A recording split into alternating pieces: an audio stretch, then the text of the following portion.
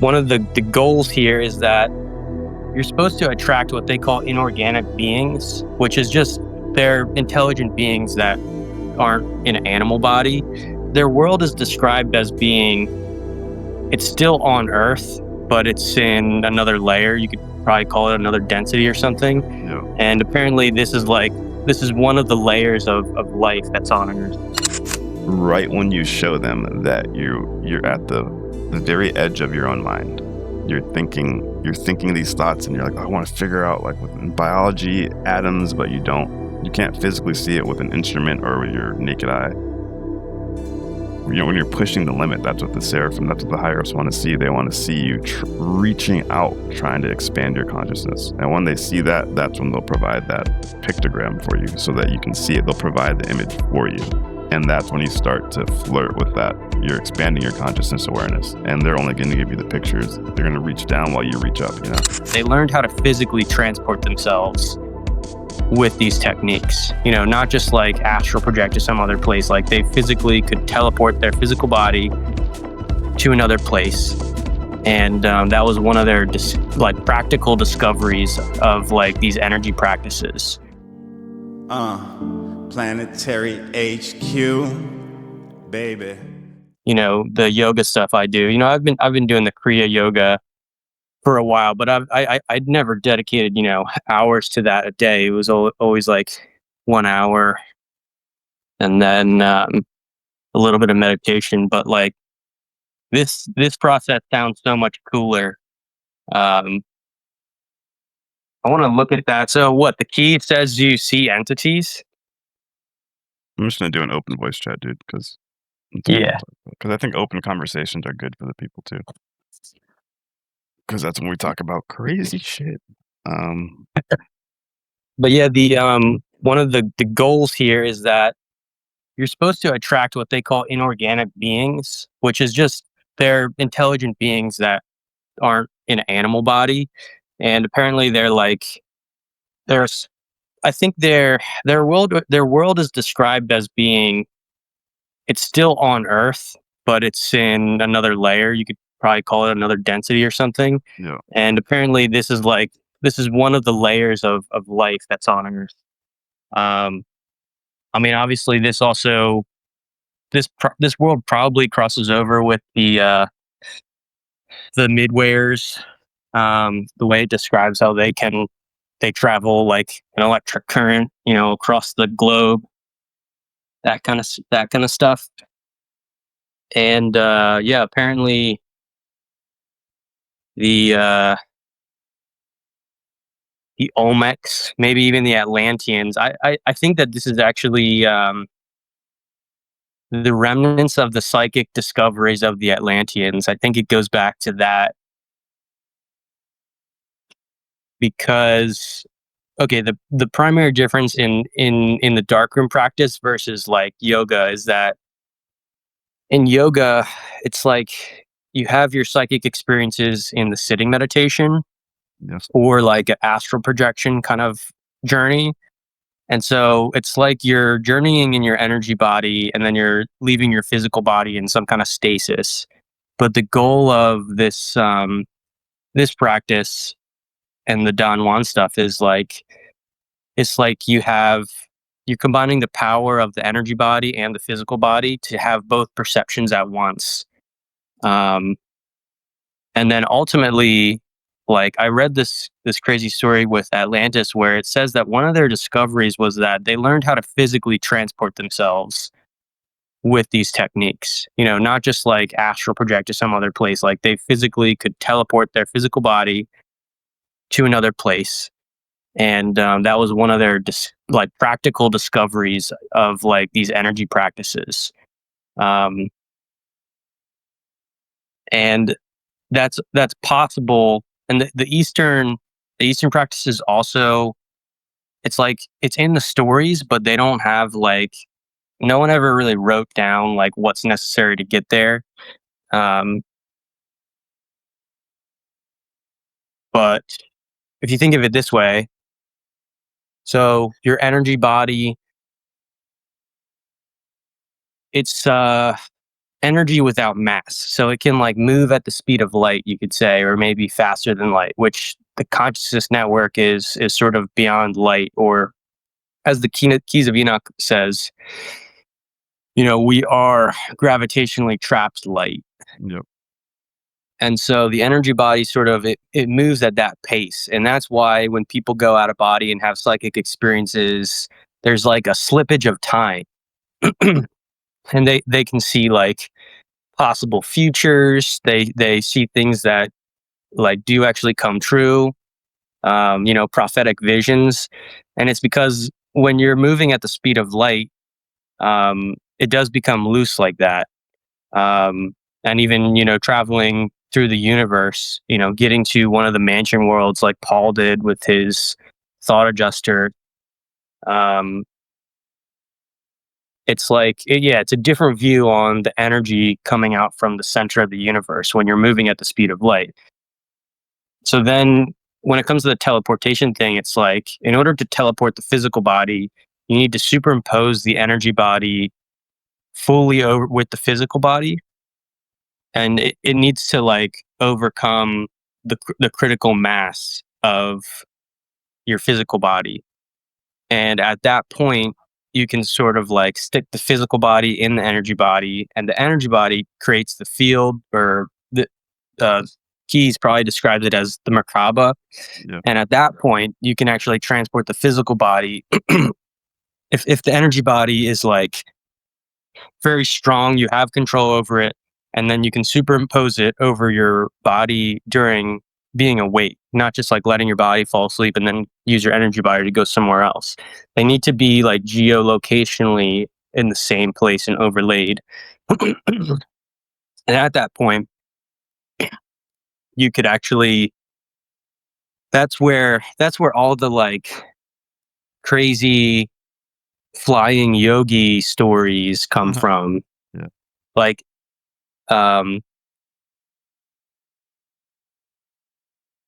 yeah. So it's like you have to do that, because also there's another level where it's like, okay, if you're just in your energy body,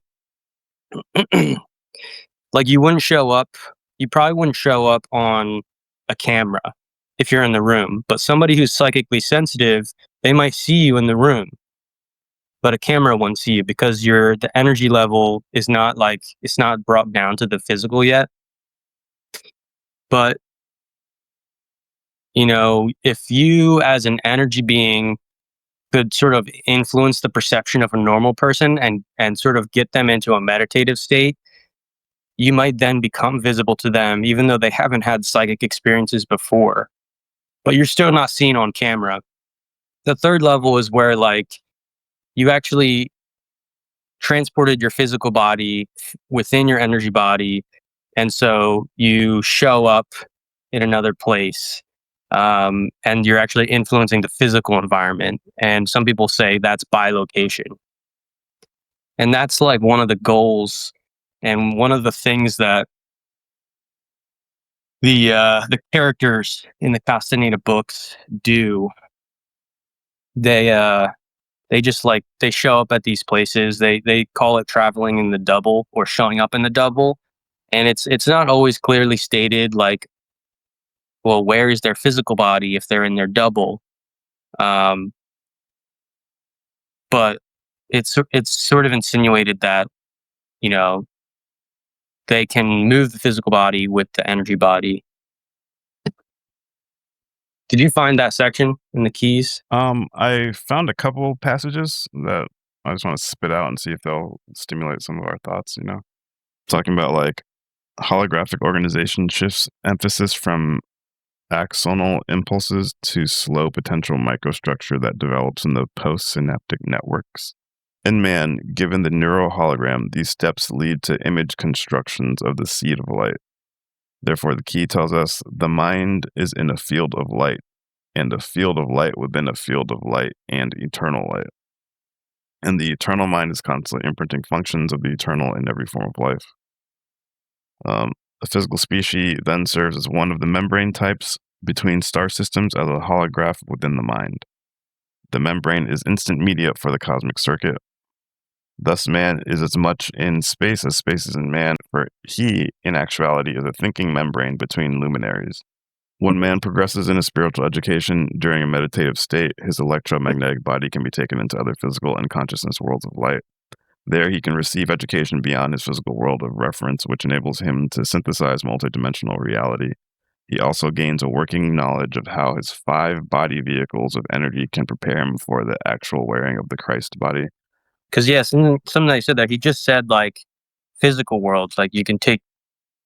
It sounded like he's saying. Yeah.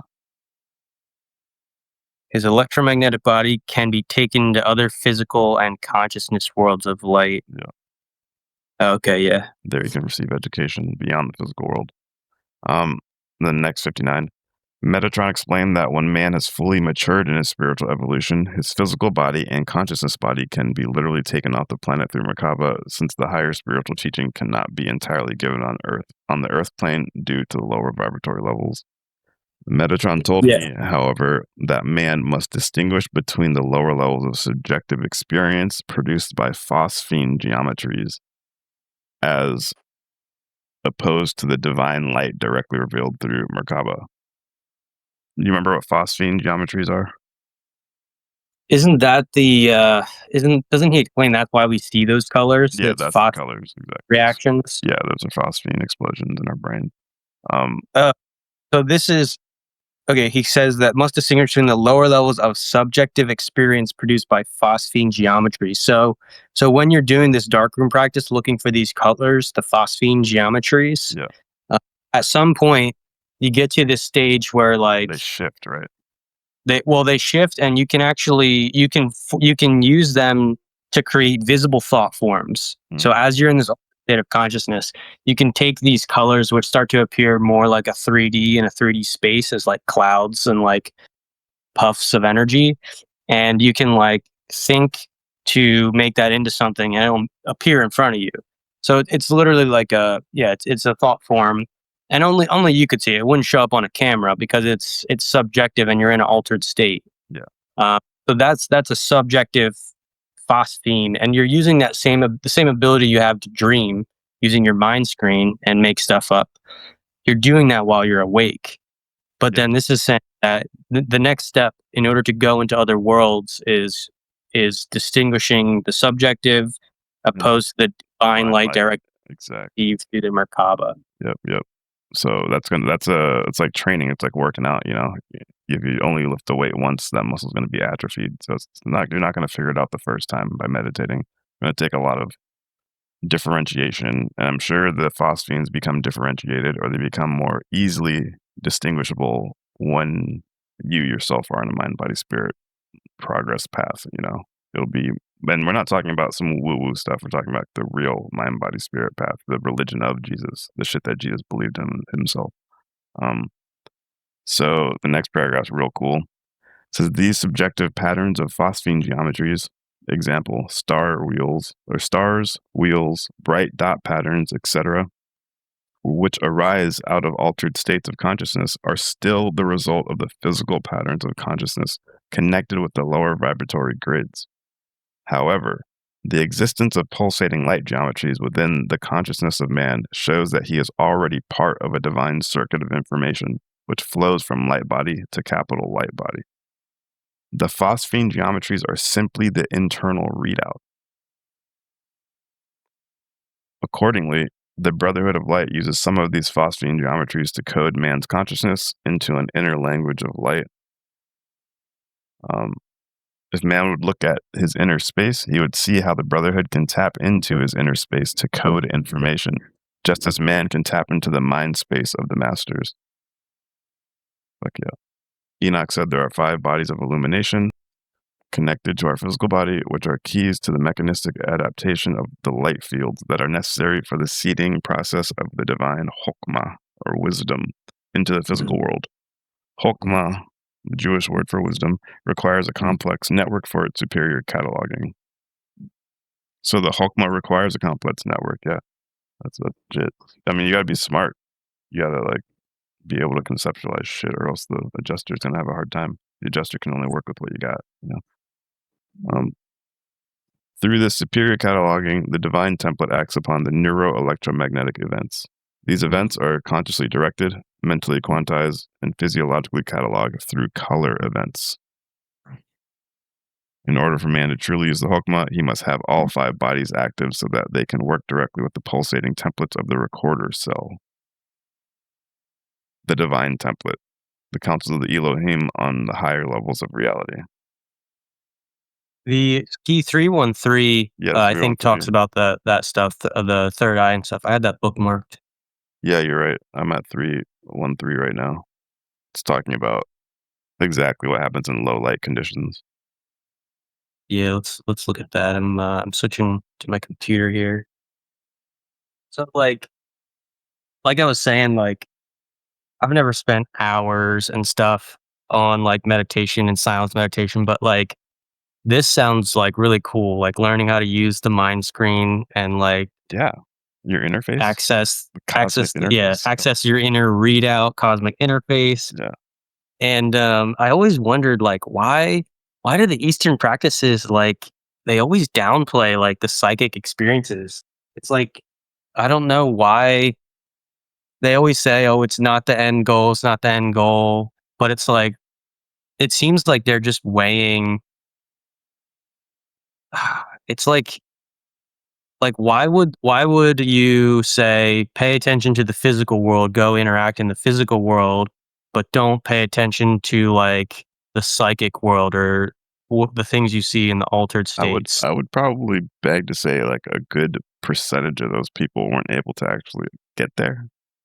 Therefore, that's why they were pious people, religious people with good character, good people weren't doing shitty things, but I doubt they knew the information that was in the keys to the T like we did. So maybe they just couldn't get to that level. Therefore, they're like, it's not all about that. Second of all, maybe the small handful of people that did get to that level who could actually communicate cross galaxy with the fucking other beings, they realize, you can do that all you want, but if you don't do anything here, you're still fucking weak. But I don't think many people get to that state. Yeah, and when they don't, they basically say, "Oh, that's not There's the goal." nothing. Well, it's like Exactly. you can't know if that's the goal unless you got there, Right. spent a lot of time there, and like saw both angles. Yeah. And yeah, that's a gripe for sure. So like the way this chapter kind of talks about it, well, the entire keys talk about it is like harmonic resonance. I guess quantum physics would say spooky attraction at a distance. There's some weird thing where Action, yeah, spooky action. yeah, there's some weird thing where if you just put 2 of the same pattern, as long as they exist in time and space, whether they're next to each other or not, they have the ability to transmit information, which is kind of weird. So like, I'm going to use a couple different analogies and examples. I like the gas chamber or the beaker of gas. Just think of like our mind as a beaker of gas. That Black Mac Psy we follow on Instagram, how he's making those toroids with plasma inside those beakers. I haven't seen that. Oh, there's a dude who's making like plasma toroids. It's pretty cool, like little donuts of plasma inside like a circular beaker. It's real cool. He's all over Instagram. Me and Magma are trying to recreate it. But just, neon gas. Imagine, like, I like to think of my internal color screen almost like a bunch of different color gases. And, like, in the cosmos, if you just keep putting gas in, like, a beaker, how long would it take until that gas becomes conscious, Like, billions. It would just take forever, But somehow we did that. We are now conscious receptacles that are looking at the cosmos. And, like, I can arrange the photons and the electrons in my mind in a certain arrangement. I can hold the thought pattern of, like, courage or integration or teamwork. And those are actual electron patterns that are in my vessel, in my beaker of glass that I like to call my mind. If I hold the pattern of, teamwork, love, and integration in my mind, that pattern is also in the center of the universe on paradise. And that's that master pattern. And it's vibrating at a certain rate. And when I hold that pattern in my mind, no matter how far away from it I am, they're going to start resonating with each other. It's like a instant circuit it creates, just because it's the same pattern, no matter how far in time and space it is. that's kind of like how he's explaining how the brotherhoods communicate. Like they can create that circuit just by like holding up different like color codes and patterns inside your internal screen. But he talks about it here. I'll just read it. This how it's connected via gravitational waves. It's pretty tight. It says this connection is done through telethought communication, which allows man to communicate with other galactic regions and even other regions of hyperspace intelligence. Example, intelligences existing beyond our dimension. Therefore, telethought communication is the ability to penetrate the different energy fields by means of a superior mental energy via a clear signal, focused through the third eye, which is directly connected with gravitational waves. So we can modulate gravitational waves via thoughts. And certain thoughts have stronger gravitational waves. And the Urantia book talks about mind gravity, mental gravity. Does this talk about how the third eye can use, like, how does the third eye relate to the phosphenes and like our color screen? I know the pineal gland, it has light, I guess, Yeah, you want to do receptors or something, kind of like the number eyes. 7 or number 6. The key of light tells us that there is an arc of light over the third eye, which controls all of the basic neuron activity of the pineal gland.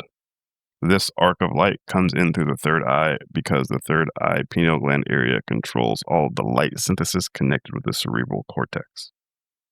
Man knows from biochemical research that the cerebral cortex, when injected with an enzyme of serotonin, will move slightly and rotate slowly, releasing tremendous phosphine patterns.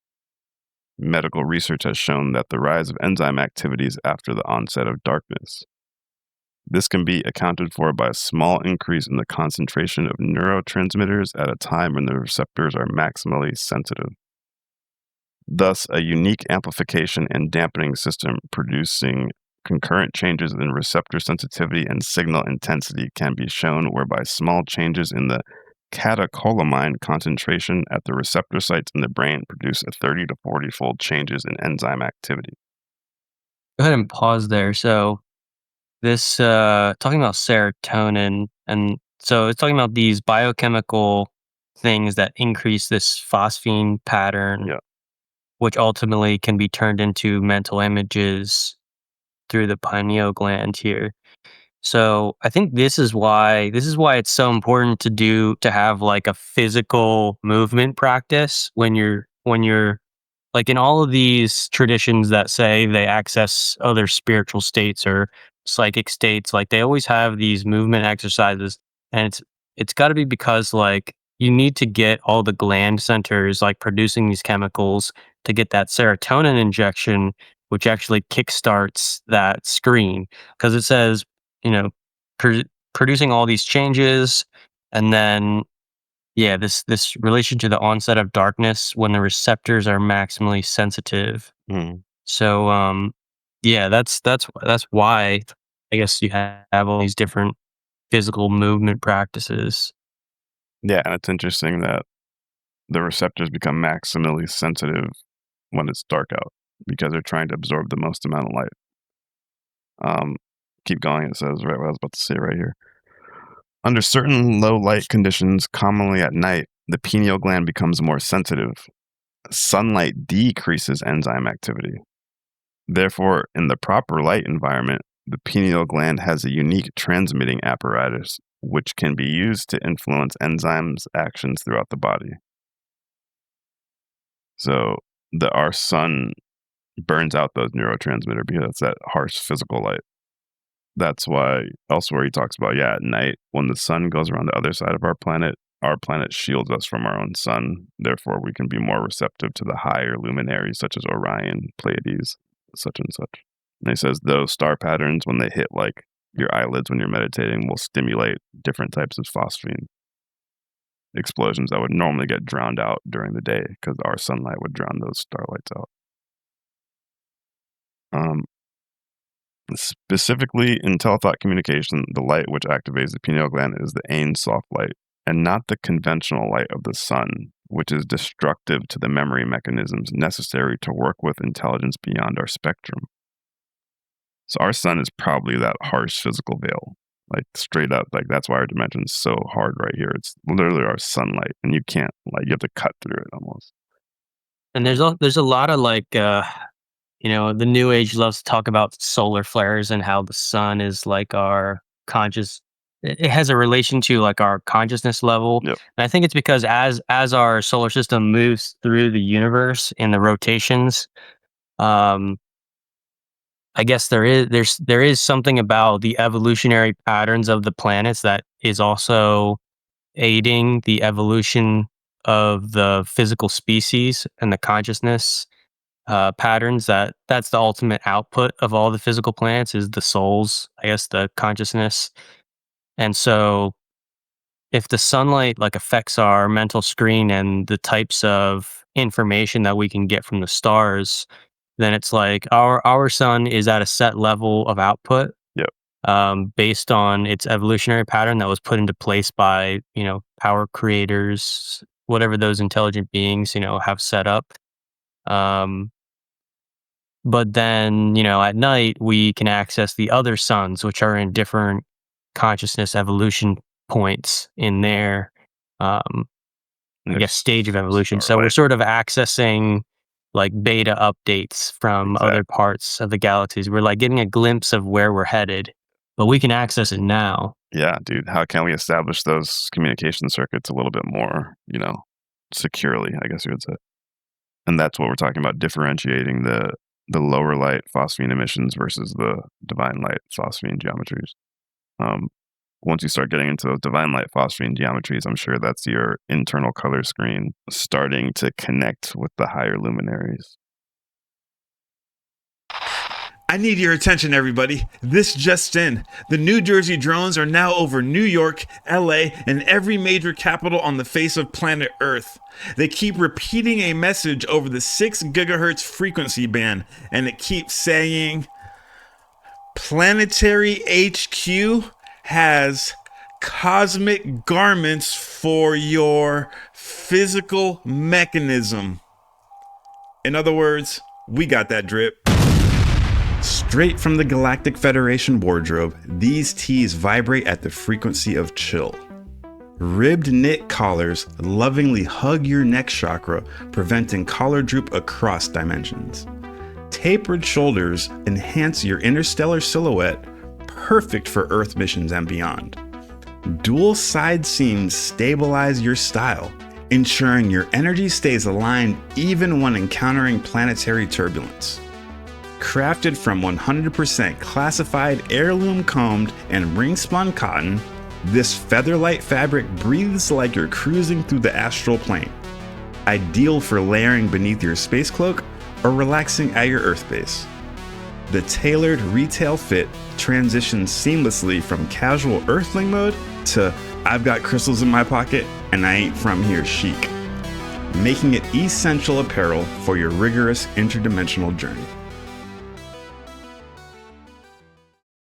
So check out them shirts. We got a bunch of different colors. Link is in the description. Your contributions directly support spiritual operations on the front line in the battle for truth, beauty, and righteousness. With your help, we can help change the face of planet Earth, and we can look fly while doing it.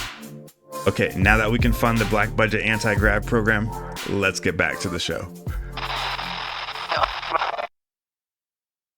So Enoch told me that there is something in the nature of the brain which produces its own light field on a molecular level when polarized by light radiation patterns, and that type of light is capital. These radiations change the action of the nerve terminals on the release and uptake, or local metabolism, of the neurotransmitters. Thus, our neurocircuitry can produce its own light field, which can be regulated into a supersensitivity and subsensitivity with other levels of intelligence through synaptic and postsynaptic firings. When the neurotransmitter function of the third eye is interfaced with the compatible networks of Merkaba activity. This activated field of neurotransmission can then project and receive certain thought forms at the site of the pineal gland regardless of spatial distances. This can be used in interstellar and interplanetary communication where direct mental contact is needed.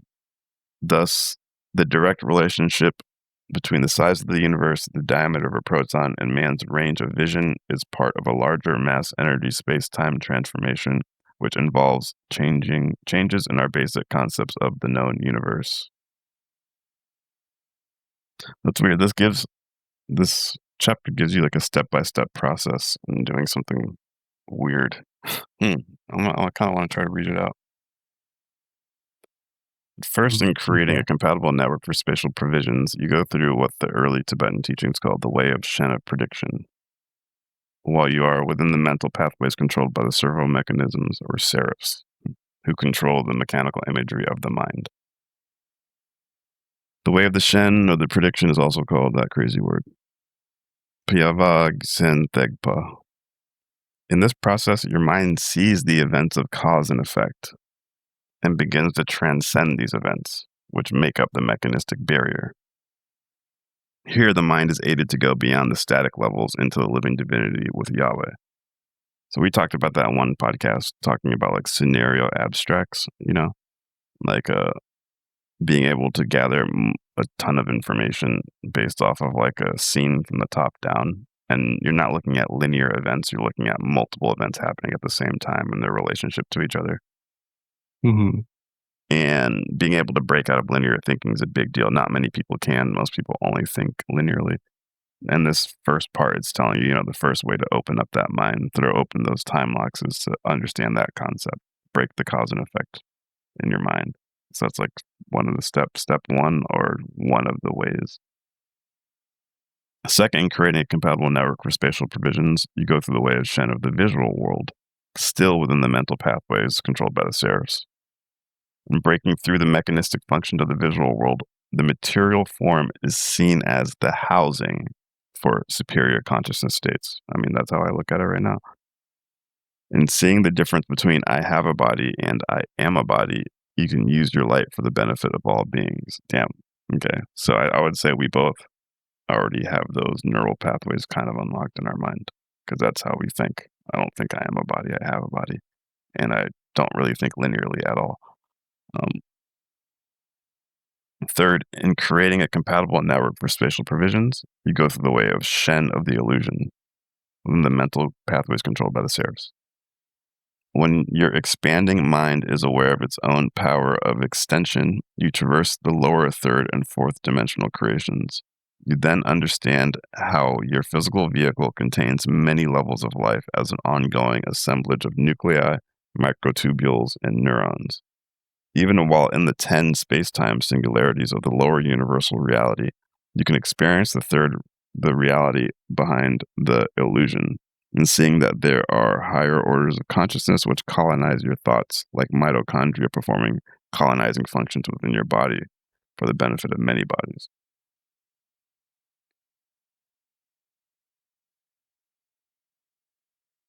That's cool.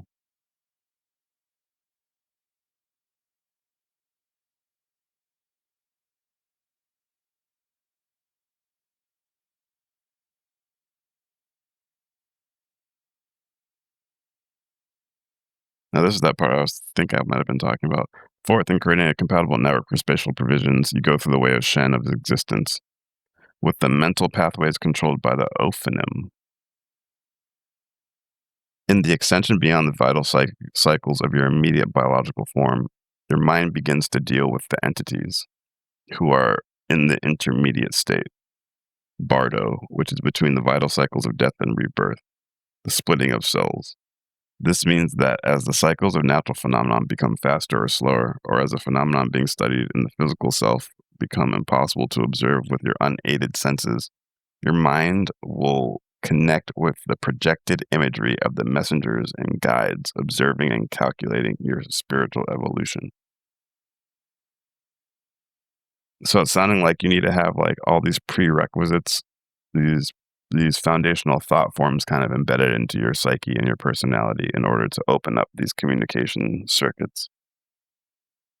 Yeah. Now this that one that you just read, this means that as the cycles of natural phenomena become faster or slower, or as the phenomena being studied in the physical self becomes impossible to observe with your unaided senses, Your mind will connect with the projected imagery of the messengers and guides, observing that's and calculating crazy. your spiritual evolution. Oh. So this is the goal in Darkroom, is that first you start to see the subjective mind screen, you get control, you can create thought forms that you can observe, but then these like you're waiting for someone else to appear that's not Give your own you the imagination. next, to give you the next And pictograph. they're supposed to teach you, and they're sort of they're described as being set up for teaching, as long as you don't like go into like a fearful state and like cower and like, it does say that they can like sometimes they'll try and get you with a little like try and scare you, Mhm. or like mess with you a little bit, but if you like stand up to them and you stay your ground, Yeah, they're like testing they'll you. start working with you. Yeah, they sort of test you. And it also says that like in some of the dreaming practices they'll show up as well, because you can interact with them there. And you can even go into like they can act as a gateway into their world. They can take you over to their side and teach you stuff. But yeah, in the dark room, you start to see like faces will appear, or whatever form they take, because essentially they are projecting an image that like you will understand, and you can even like influence what they look like. You can make a suggestion, I guess you could say, on the form that they could take. But apparently they'll then sort of take up your teaching, and that's where you really start to learn how, what Castaneda calls it, the second attention. The first attention is the five senses, your daily awareness of the modern world.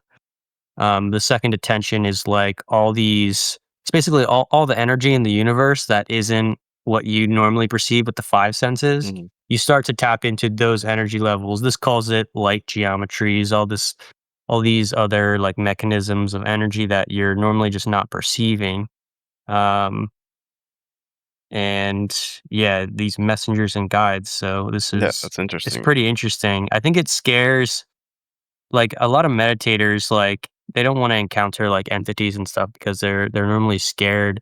But That's what like they're the way meant I for. see it is that like you're learning how to interact with greater cosmos.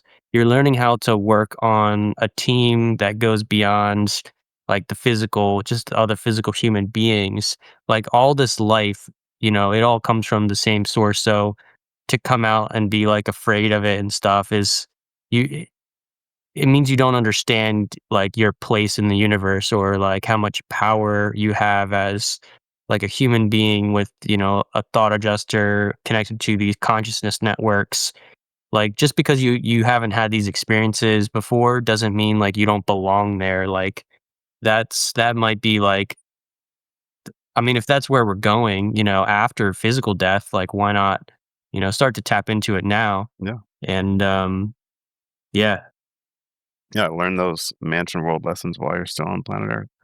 I think that's really cool how it talks about the different pathways, or the first three steps, I guess you would say, being controlled by the seraphs, and then the fourth being controlled by the Ophanum.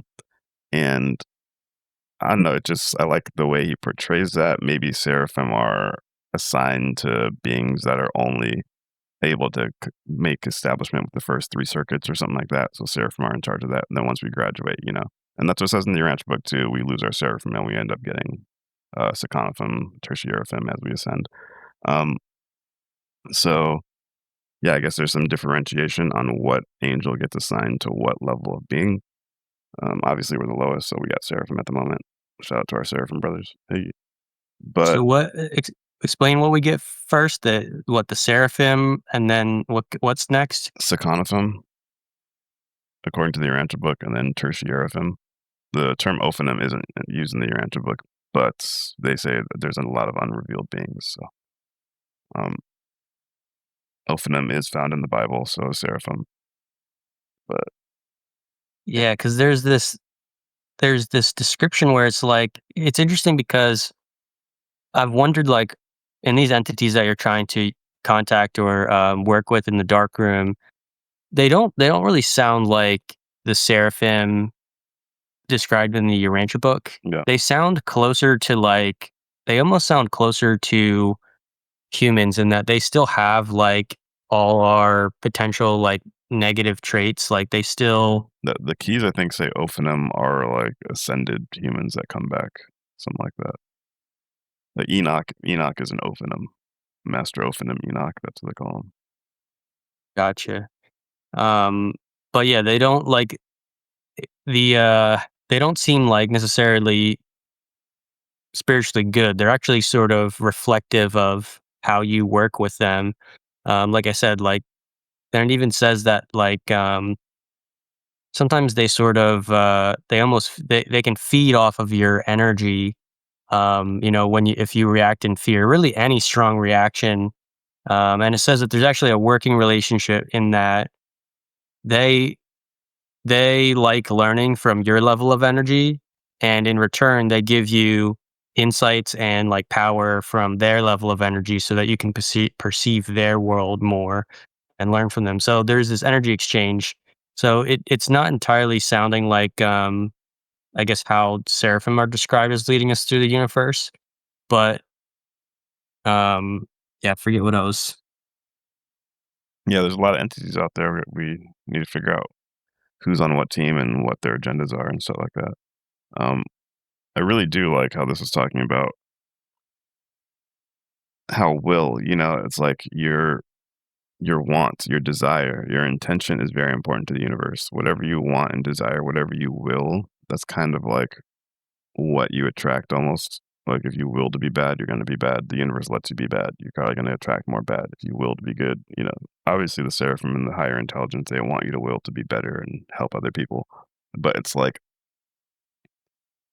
right when you show them that you're at the very edge of your own mind, you're thinking these thoughts and you're like, "Oh, I want to figure out like within biology atoms, but you can't physically see it with an instrument or with your naked eye.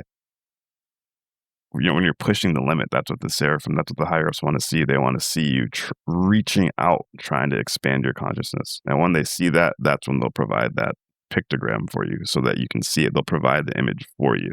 And that's when you start to flirt with that. You're expanding your consciousness awareness, and they're only going to give you the pictures. They're going to reach down while you reach up, And I like how it's saying that, yeah. When when the physical self becomes impossible to observe with your unaided eyes, your mind will connect with the projected imagery of the messengers and guides, and observing and calculating your spiritual evolution. Um, and they'll give you those pictograms. It's like I wonder if that's what happens with inventors and shit like that.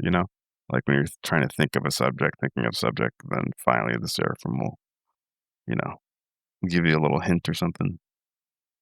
So keep on thinking hard, and the angelic team will provide. Fifth, in creating a compatible network for spatial provisions, you go through the way of virtuous adherers within the mental pathways controlled by the Ophanum. In receiving the projected imagery from the Brothers of Light, you can turn your mind from the affairs of the world and arouse feelings of joy because of your salvation over the material body of form. Hey, that actually happens to me. Wow. Like, I can instantly go from even as bad as it is, I can go to extremely happiness once I turn my mind inwards and I realize what I've accomplished. Like, oh, you can perceive the universe for what it actually is, kind of, compared to the next guy. And that makes me happy. Um, I'm not groping around in darkness. This is accomplished through the identification of your body of light with the spiritual intelligence that will guide your mind through the interplay of the higher and lower worlds. As your mental energy takes the quantum projection towards the midheavens, from the edge of our consciousness time zone to the cycles of infinitesimal particles within the nucleus of the atom become so rapid that their vibrations per second are reckoned up to 10 to the 23rd power. So yeah, so we can literally change the rotation of photons and electrons in our own self via thought form patterns and vibrations. That's cool. We can change the electron spin. I'd say that to Magma all the time. Like, I make jokes like, control your electrons, like, relax. And like, if you get angry, they can start spinning right. If you're happy, they spin left. And like, I just make jokes. Like, you got to make sure you're spinning people's electrons the right way, like not rubbing them the wrong way. 6, In creating a compatible network for spatial provisions, you go through the way of the great ascetics. The way within the mental pathways controlled by the Ophanim again. These yet to be explored frontiers are the worlds of your immediate overself. Hey, now overself is not a gesture, which is itself evolving towards pure divinity. Here you can experience the two in one, that is, the unity of the overself and the human self. All the memories hidden from knowledge by the physical identity are released through the overself, which apportions the time and energy to stimulate memory instantaneously out of the sluggishness of the material world.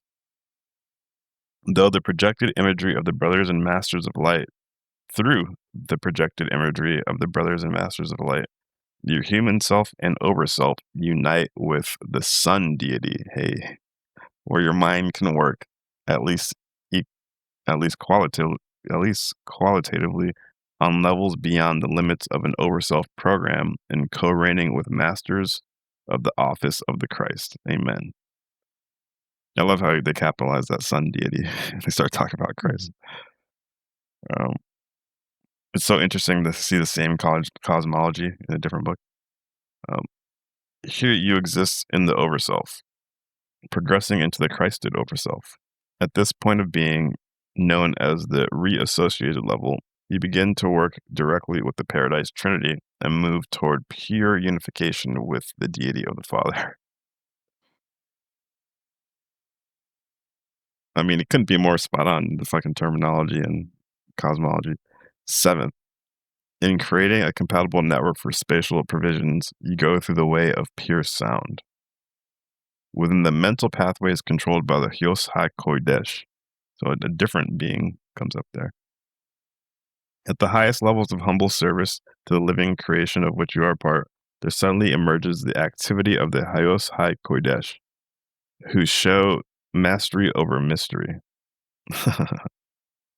In the education of your soul, you can experience pure sound as the highest vibrational resonance connected with the divine thought form, which recharges your thoughts with energy dispensations from the treasury of light. Has this ever happened to you?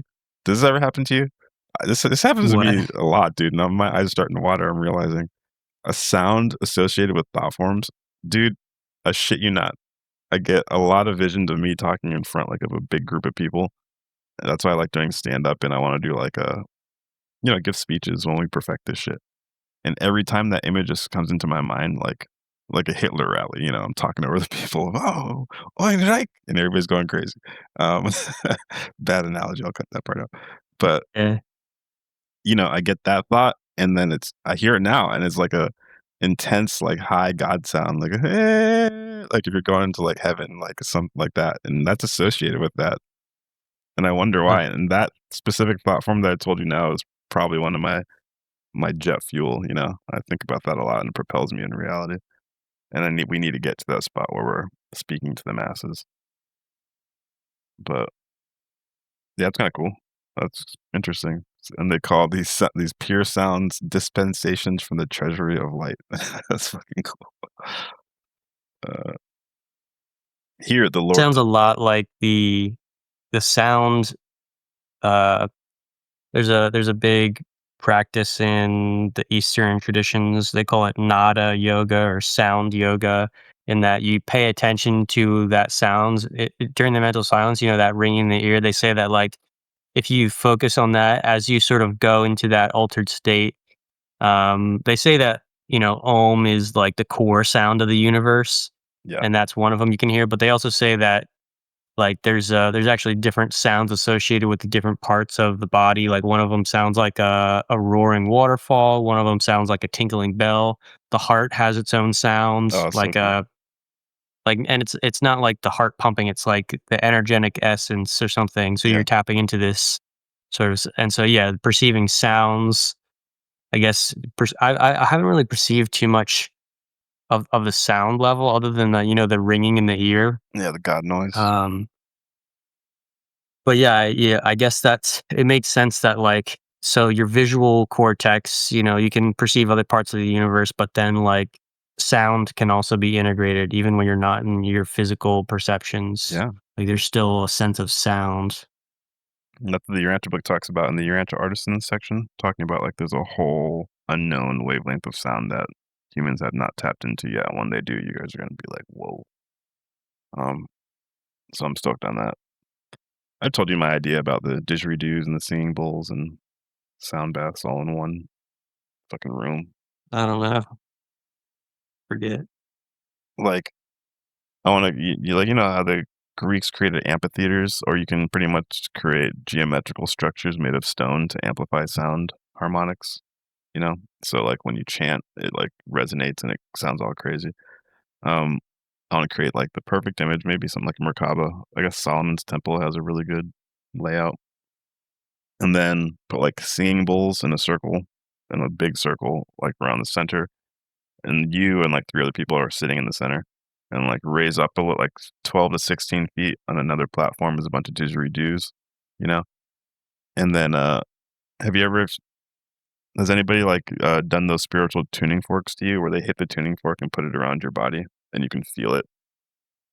I've never done it in person, Okay. just in ASMR videos. Okay. It's cool though. Yeah, I like it. dude, it's crazy. The dude came up to me with the tuning fork for the first time and like just put it 6 to 12 inches around my body when I was vibrating, and I was like, "What the fuck is going on?" Like, I could feel it pooling like everywhere he put it, and I was like, and when he put it over my crown chakra, I started like fucking tripping out, dude.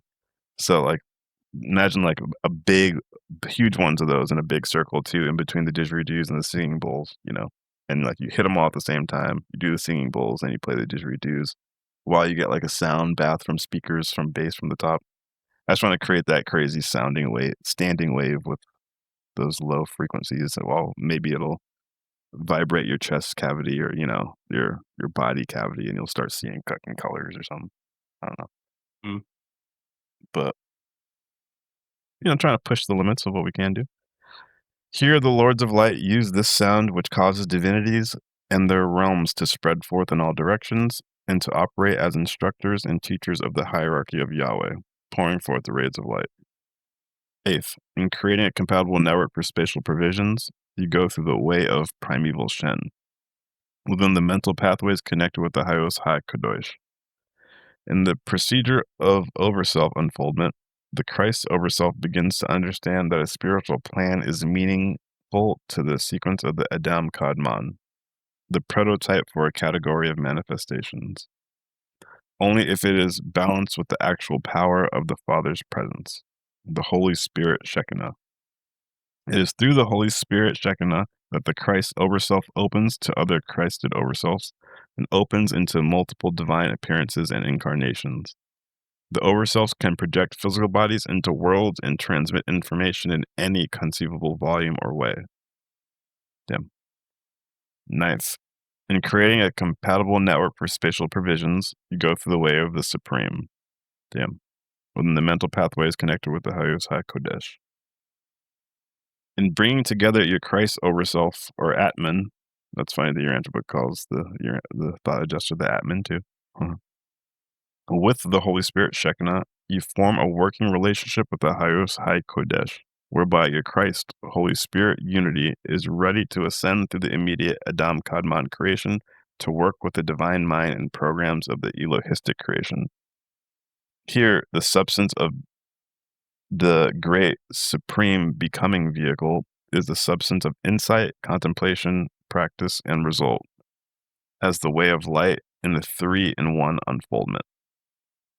In penetrating the veils of the lower heavens, you are a trinitized unity of being and becoming. Being, becoming, and being. In between being and becoming, as you work with the Trinity of Trinities, the Father, Son, and Shekinah, that make the idea of love suddenly enlarge, burst with new energy, and begin to replicate an image of the Father's love. These are the necessary steps to complete the reprogramming and resurrection of life. They provide and equip consciousness to travel for millions of years or for a few minutes beyond the mountaintop of the physical view of light, so that the light may radiate through you forever in all garments of life. It becomes paramount, therefore, to speak and share in the ineffable glory and splendor of the Father. That's what we're doing. It is His divine glory that has allowed the Masters to descend from the right hand of the power to be with you. Raise your eyes, hail around, and see. The masters of light have been collected together. They have come to you. That's pretty dope. I like how he talks about that's all we're here to do. We're just different images. And we're here to become another image of the Father. That's it. People don't realize that. They don't even know what the fuck they are. They don't know they're cosmic divine images. Oh, the next page, key 314, the image there, it's got like these triangle patterns Oh yeah, like, called the forces of light waves modeling biochemical evolution. That's what I start to see, those triangle patterns when I do the pressing the eyes. And then after that goes through there, sometimes I and this is a yoga practice. You press a couple points on the face and then you also press the eyes. yeah. You're supposed to see what it's blue in the center, a gold ring on the outside, and then in the very center there's like a pure white star. And I've gotten this like once or twice. And then you like relax into it, and at one point I felt like I was gonna get like sucked into it, Oh and it shit. kind of scared me, so I sort of backed off. But I need to start doing this. You're supposed to do this like once a day at night after you've done your mind body spirit practices. Yeah. And apparently it's like it's exercising the pineal gland's ability to like perceive light through that center. And I think it's described as like that's sort of what you're seeing at that point of white light. It's like this entry point, but you have to train yourself like where to put your attention and also how to like flex your physical muscles, which is why you like are actually pressing on these areas, which influence like, blood flow and everything to the brain and that center.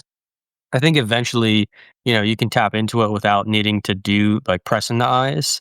But like that's one of the key practices in order to see like the light. So I need to do that more consistently. Yeah. We need to practice more formally. We want to really focus on this part, the meditative aspect, because we work out every week. That's no problem. The body part, no problem. We just need to like fucking meditate and shit. So this will be a good Mhm. one. This will be a really good one. It's interesting now that we just read through all those 9 steps. What was it? Those different 9 steps put a different mental picture in my mind, and trying to hold all of those in my mind at once, I guess I would say, it gives me a unique feeling. And I want to keep rolling with that feeling. Yeah, I'll let you know how the dark room stuff goes. Need to fix a couple more light leaks coming from my door. And then a couple like tiny like my the